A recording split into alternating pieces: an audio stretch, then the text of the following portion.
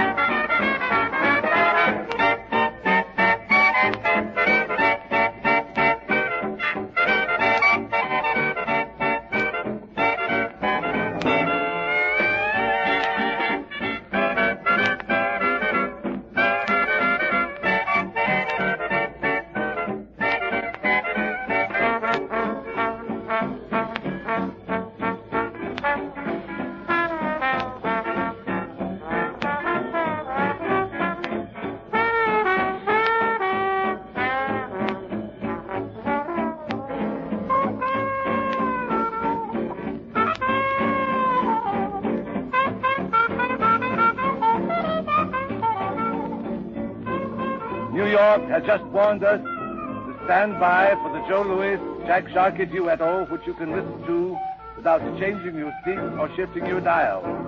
Next Tuesday, the caravan will return doubly laden with delight.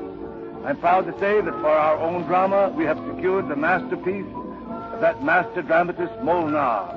The title role of Lilium will be played by the irresistibly magnetic Frances Lederer, supported by that most picturesque actress Margot. There will be song besides and a perfect festival of music by the Nathaniel Shilkrat Orchestra and the Benny Goodman Band.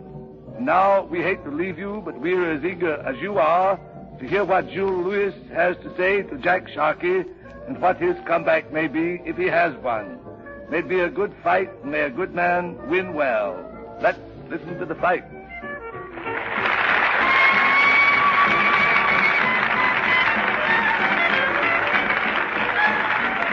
This is the Columbia Broadcasting System. KHJ, Los Angeles. Time signal courtesy Meyer Beer. That good old mellowed brew, famous for over 60 years, now in the new sanitary cap-sealed cans. A flip and the top comes off like a bottle. Insist upon Meyer's. You can't get a better beer. The tone indicates 6 o'clock and 20 seconds.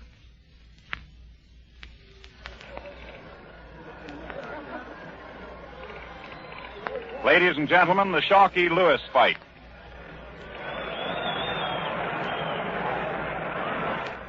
This is Ted Husing speaking to you from the ringside at Yankee Stadium, where the New York World Telegram and Associated Scripps Howard newspapers will bring you a blow-by-blow description of the 10-round heavyweight fight between Joe Louis and Jack Sharkey. For weeks, the fight world has wondered whether Joe Louis, topped by Max Schmeling, can fight his way back to the topmost ranks of the heavyweight division. The blow-by-blow account in this broadcast, brought to you by Scripps Howard newspapers in 23 cities from coast to coast, will come from Charles Francis Coe, the famous soccer Coe, hard-hitting writer whose fight stories all of you know. Between rounds, I will describe the high points of the battle as it progresses.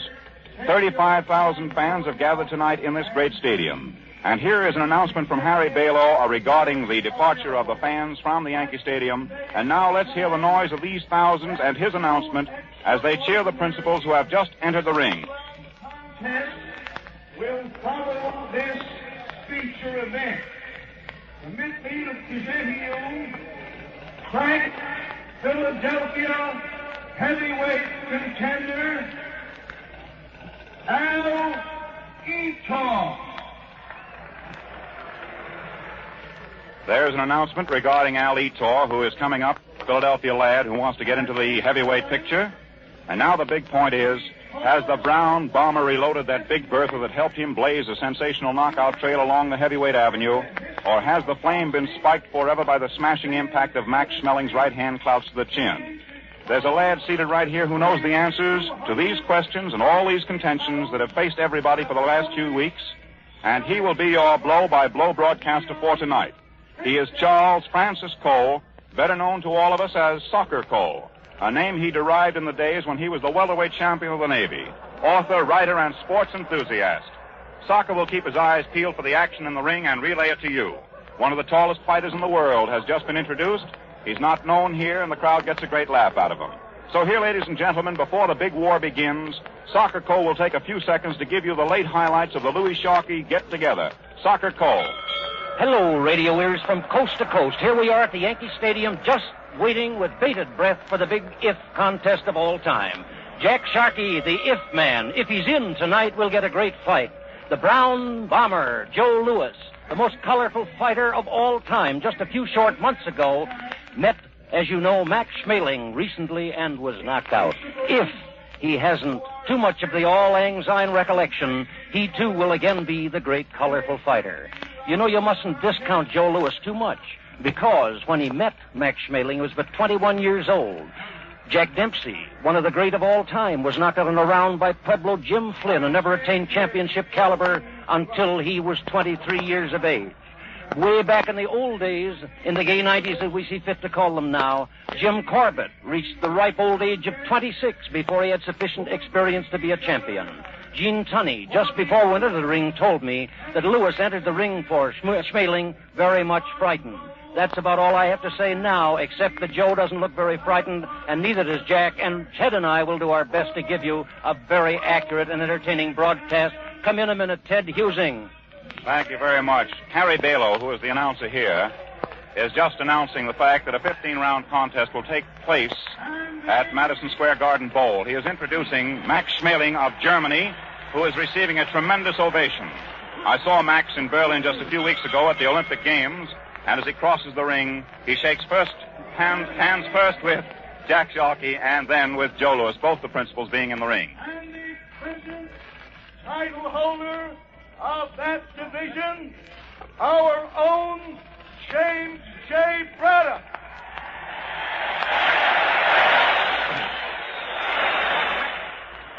James J. Braddock hasn't entered the ring as yet. You probably heard the report today that he's going before the Boxing Commission to ask for a delay of the championship bout because of an injury to his hand, and as yet he hasn't come into the ring.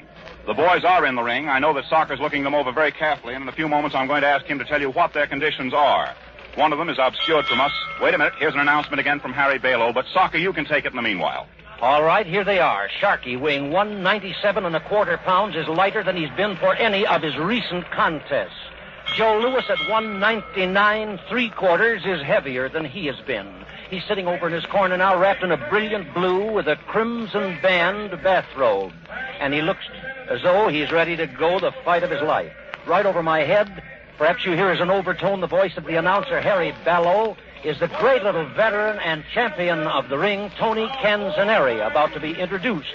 I don't want silence on the air, and I don't know whether or not you're picking up the voice of Balow. Johnny Buckley, manager of Jack Sharkey, is standing. You can hear the ovation now given Tony Canzoneri, the lightweight champion. He walks across the ring and shakes hands with Joe Louis. Johnny Buckley, Sharkey's manager, is standing in Lewis's corner, watchfully, but with due confidence that all rules will be respected. In the opposite corner, now you're getting the announcement of the main bout. Ted, suppose you take this for a minute, please. All righty, all we have to do is listen to Harry Balow. Eddie Forbes, timekeeper, George Bannon, counting the knockdowns at the bell, Frank Fulham, refereeing Arthur Donovan.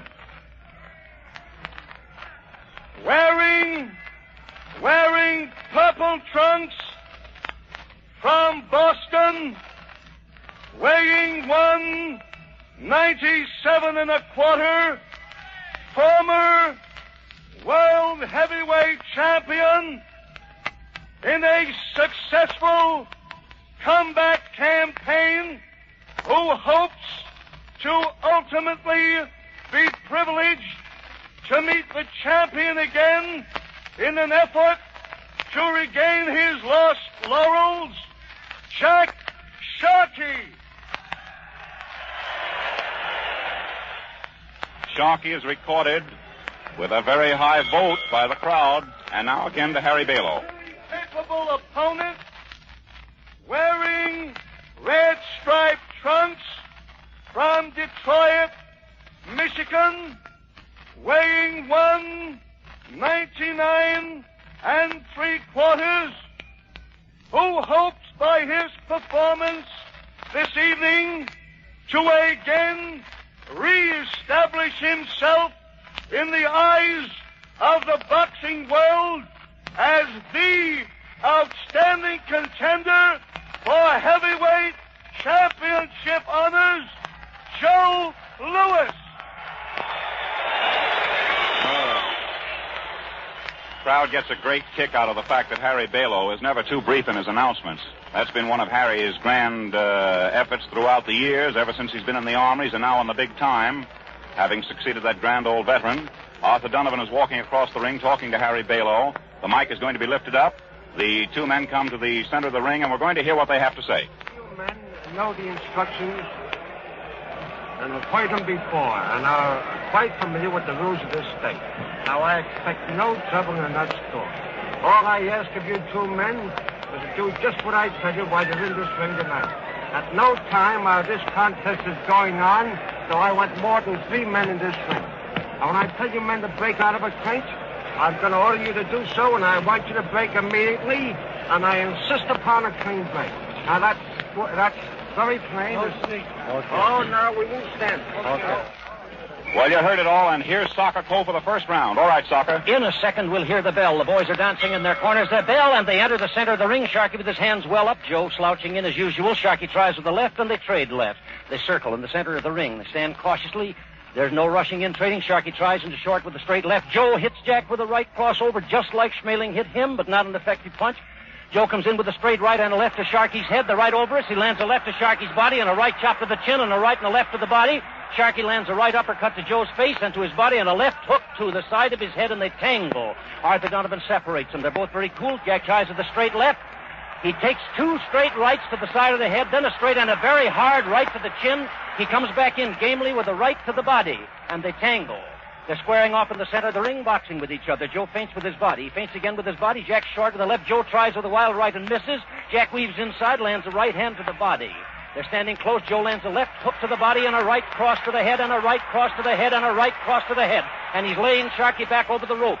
Very gamely, Jack pushes him out there in the center of the ring, squared off again. Sharkey's feinting with the body, but Joe doesn't fall. He's short with the left hand, trying to pull punches from Sharkey. They're both being very cautious. Now out in the center of the ring. Jack leads with a long left.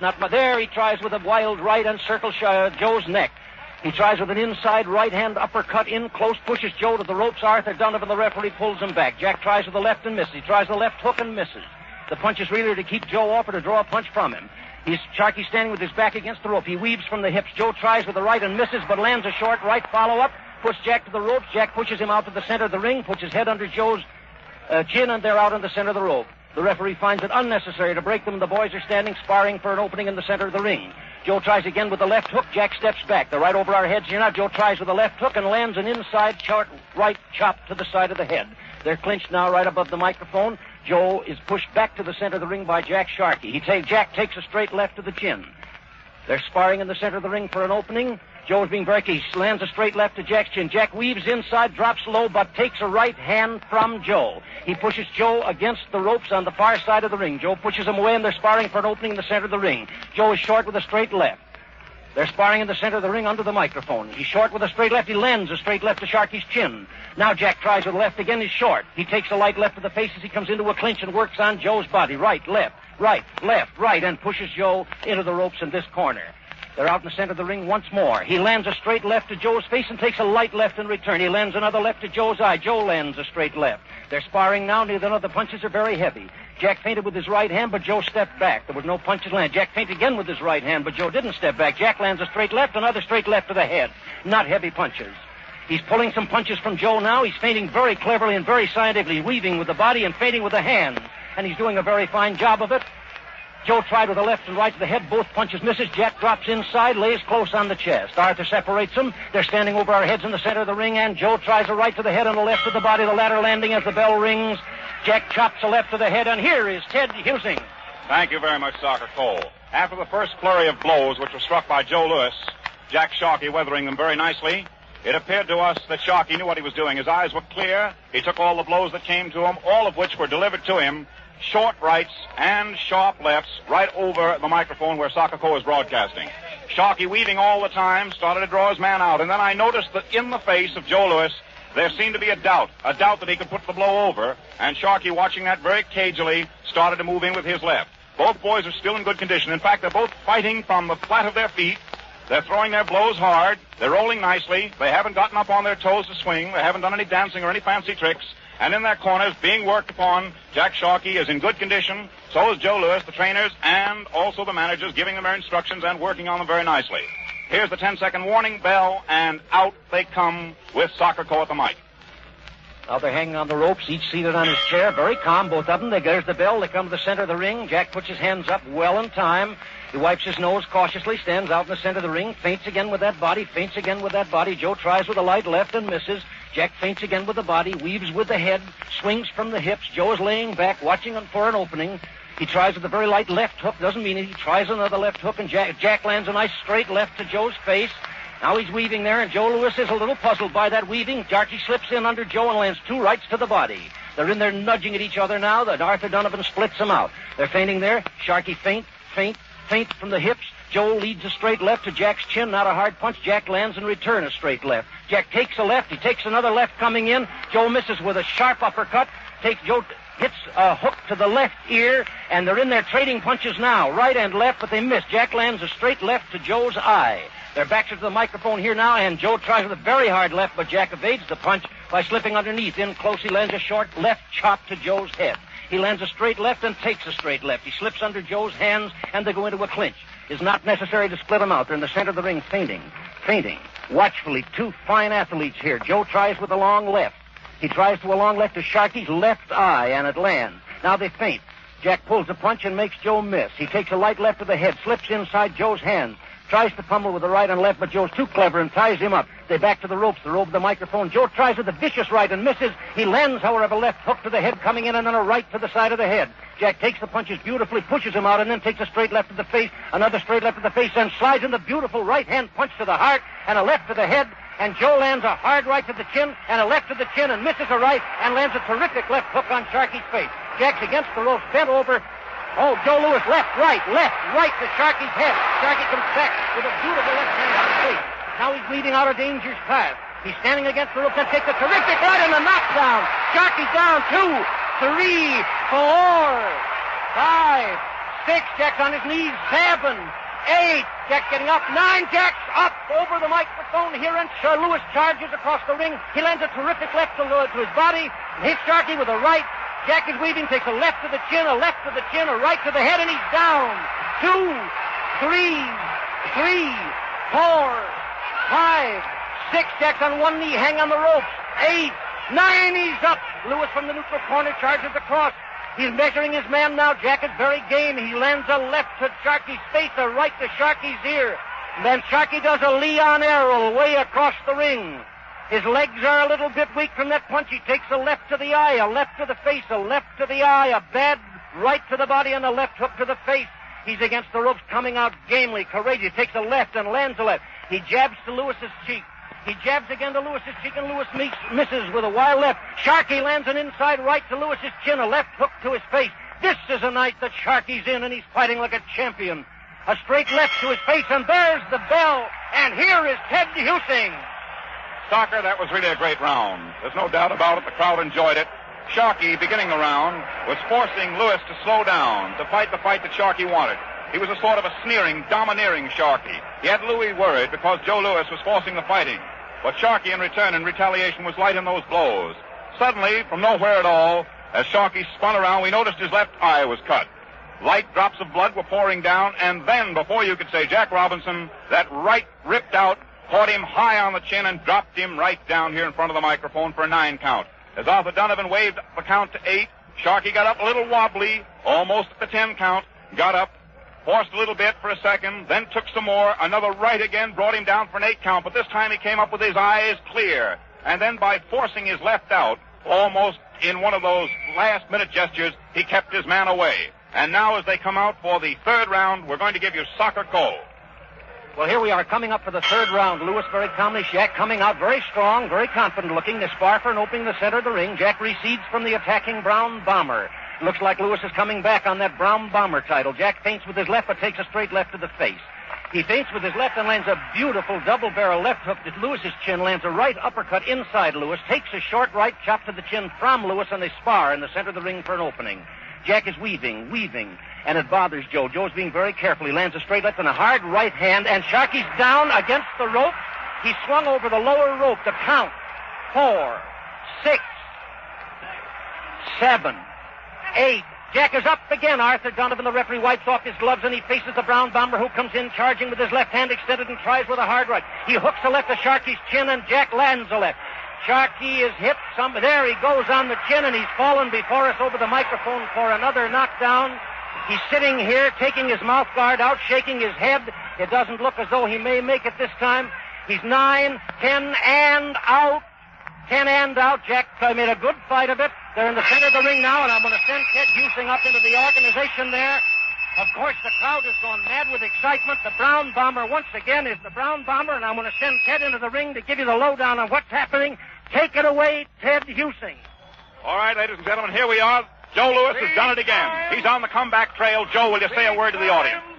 1 minute. Oh, everybody, I'm glad I win.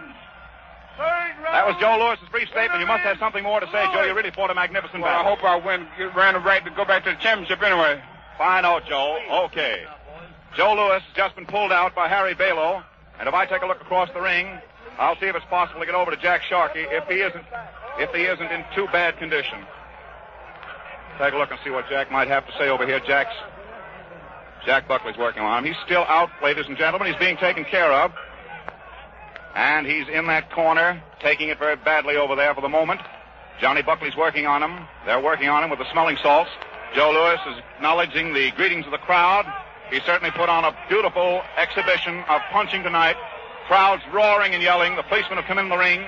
And as Joe accepts the plaudits of the crowd, his right hand upraised by Harry Balow, the crowd's getting a great roar out of it. The photographers are demanding pictures, and this fight, as it has been broadcast from the ringside tonight by Soccer Cole, was given with the correct description of the blows, and I'm sure that you followed them all the way. There were 4 knockdowns, and we just had him, thanks, Harry. I'm going to turn it back to Soccer Cole. Perhaps for just a moment he can give you an analysis. Well, the analysis is that the Brown Bomber was the Brown Bomber of old. He was beautifully timed. He was completely confident. And don't think that he had an easy fighter to lick, because Jack put up a good, stiff fight. He was very fast. He weaved beautifully from the hips. He moved around the ring well. His feints were working just like a Swiss watch. And he did a grand job out of this fight. The point is that the old Brown Bomber was the Brown Bomber of old. I'm interested now particularly in recalling to Eugene Tunney's comment just before the boys went into the ring. This Joe Louis is the best prize fight prospect that has been seen in a great many years. What happened in the Schmeling fight may have been overconfidence or may have been any one of a dozen things. But tonight he was the Brown Bomber of old. And the beating that he'd taken from Schmeling in no wise interfered with his high courage, his fine boxing in the ring. He timed himself perfectly. He punched straight and punched hard and punched short. And he beat a very good fighter tonight. Jack Sharkey, don't dismiss with a shrug, because he did a fine job. He worked hard, he worked fast, and he took a lot of punishment. I think, as I recall it, there were 4 knockdowns. And Jack got up from all of them and tried to get up from the last one. They're leaving the ring now. And Sharkey, looking pretty disconsolate, but nevertheless nothing to be ashamed of, is walking out through the ring. You know, they put on the main bout here before the semifinal, so that we'll have still another bout here at the ringside. Ted has told you about the colorful setting here. All of these settings, I think, are colorful.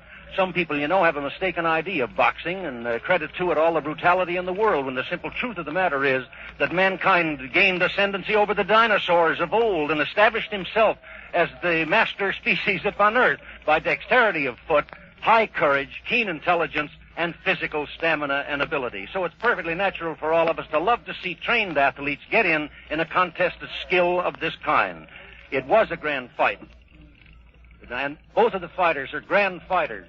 Neither has the slightest thing of which to be ashamed. I wonder if I can't get Ted Husing to come in. I want to say now, before I sign off, that it's been a keen delight to work with so great an announcer as Ted, and I thank you, Ted, for your courtesies and for your masterful handling of the microphone. All right, thank you, Soccer. You did a grand job yourself, and that's not kidding. Now Joe Louis is in his dressing room, and I'm going to turn the microphone over to Paul Douglas in the dressing room. Thank you, Ted Husing. Here we are in the dressing room. We're kind of crowding in along lots of friends here. Joe, tell everybody everywhere just how you feel right now. Oh, I feel fine. I feel like at least I'm ever going to fight for my comeback again, fight Mellon again. Are you very tired right now? No, I feel fine. Really feel strong, like Yeah. nothing had happened? That's right. Have you any regards to send out west? No, I appreciate everybody trusting me that I'm still the same Joe Lewis I used to be. Ah, that's a fine statement. Here's John Roxborough over here. He's one of Joe's managers. John, say a few words to him. Well, we're certainly glad of Joe's victory tonight. It puts him in the eyes of the public again as the most outstanding heavyweight. He's certainly glad to win tonight, and he's very anxious to fight Schmeling over again. He's satisfied to do the same thing to Schmeling that he did to Jack Sharkey tonight. Okay, now here's Wally Stewart, the boxing editor of the World Telegram and Associate Scripps Howard newspapers. Wally, shall I hold it while you do the talking? Swell. Joe really stood up for me this time. In the Schmeling fight, I said he wouldn't let Schmeling last 4 rounds. Well, he let him last 12. This time I said that the Sharkey man wouldn't go 5, and Joe stopped him. Everything is great. Everybody's wild and excited in here, and everybody's happy. Is that all you want to say, Wally? Well, I think we'll turn it over to a scene of probably somewhat different complex over in the next dressing room. So if John Reed King is ready in Jack Sharkey's dressing room, this is Paul Douglas saying, John, take it away. Ladies and gentlemen, in marked contrast to the scene in Jack Sharkey's dressing room is subdued in spirit. There's practically no noise here now except, of course, the flashing of camera shots of Jack as he's getting dressed. And just a moment ago, the doors of the dressing room broke open to admit Jack, accompanied by his trainers and a police escort, as they came directly right up to you from the ring. And now the room swarms with these newspaper reporters, as I said, and the faithful fans. And through the crowd, we try to worm our way across to the man who dominates this immediate scene. Ladies and gentlemen, I'd like to get a word from Jack Sharkey. Jack Sharkey, will you say a word? Well, I don't think there's very much that one can say after a defeat. Naturally, one's depressed quite a bit. All that I can say is give the other man credit. Youth must be served, of course, naturally. But the same boast that I made the other day would have been carried through years ago, of course, to say youth must be served. So evidently, from the looks of tonight's outcome, someone made a mistake. Thank you, Jack Sharkey. That was very gentlemanly of you. Ladies and gentlemen, that was Jack Sharkey giving you his own feelings on this fight and speaking from his dressing room located right here deep in the heart of the Yankee Stadium structure. Here is a scene colored by all the chaotic excitement of an after-the-battle get-together of sports writers, fans, trainers, and policemen in the dressing rooms of one of the contenders. And now we're going to take you back down to the ringside and Ted Using. Well, I don't know what they've said in the dressing rooms because Sakaco and I have been talking about it out here. You know, this is the 4th ex-world's heavyweight champion that Joe Lewis has met. The 3rd of the 4 that he's knocked out. The other one, of course, tabbed him on the chin on June the 19th and laid him among the clovers. But it looks as if we have a little boy coming back all the way from Detroit into the limelight again. Well, it was a grand fight from start to finish. I got a tremendous kick out of it. And in recapping it, all I can say is that Jack Sharkey really tonight was accorded not only a cheer before he went in the ring, but scattering applause as he left. For he fought for himself, a man his age and who has been in the ring as long as he has. He started in 1924. He met the best of them. For a man of his age, he fought a very, very beautiful fight. He was in excellent condition. He was as lean as a panther, but he was just in there with a better, younger man. And a good young man, I think, can always bring down a good old man. And that's the way you'll have to sum it up. Well, that's all there is from here tonight. This is Ted Husing, who is speaking to you from the ringside at Yankee Stadium. We appreciate the courtesy of the makers of Camel Cigarettes and Prince Albert Tobacco in relinquishing the last half hour of their program this evening in order for us to bring you this special broadcast. This broadcast has come from the ringside at Yankee Stadium in New York City. The fight was brought to you by the New York World Telegram and Associated Scripps Howard newspapers in 23 cities from coast to coast. With me at the microphone for the blow-by-blow description tonight was Charles Francis Cole, the famous Soccer Cole, who is now at his typewriter pounding out a special story to appear tomorrow in the New York World Telegram and in all the other Scripps Howard newspapers. This is the Columbia Broadcasting System. KHJ, Los Angeles. Firestone Auto Supply time. 20 seconds to 6:29.